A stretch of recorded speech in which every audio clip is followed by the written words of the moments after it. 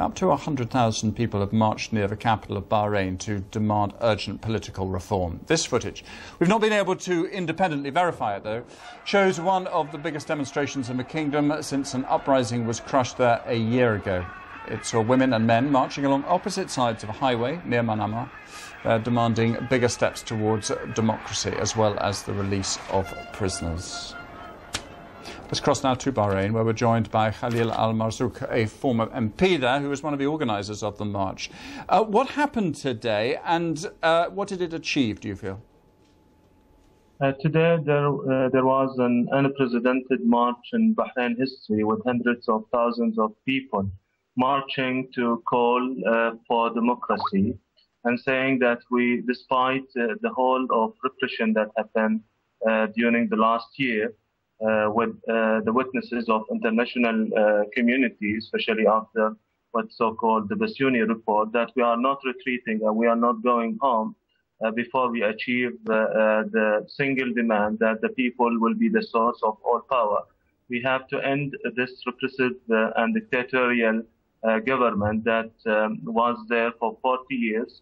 And the king has to decide to choose between his uncle and maintaining his uncle presence in this government for 40 years, or to choose to reconcile with the people, to give them the authority, especially the elected government, fully authorized parliament on fair distribution, independent judicial and inclusive security. Okay, the second message was for the international community, is that there are human beings being repressed just because they've been calling for democracy. And we need to have a clear statement by them that we support the democracy in Bahrain.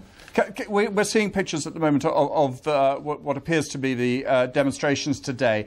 Can you give me an idea of where the demonstration was? Because I understand that demonstrations over the last year really have been confined to the countryside. This looks as though it was in the centre of the city. Can you give us an idea of actually what happened on the march, whether it was violent, or it seems here to be, from the pictures we're seeing, as it was quite peaceful?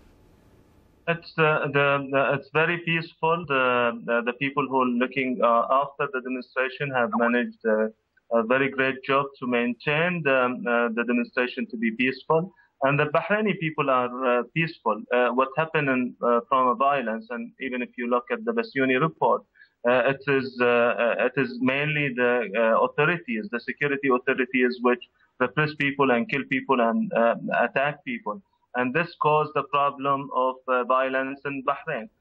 The people marched close by to the capital of Bahrain because the security feel that anybody reached to the square roundabout, the pair roundabout, it's a complete defeat for the people, or the regime. So that's why they're trying to prevent people from reaching to the capital. But Khalil Al-Marzooq, I'm afraid we're going to have to cut you short there. But thank you very much indeed in taking the time to get through to us.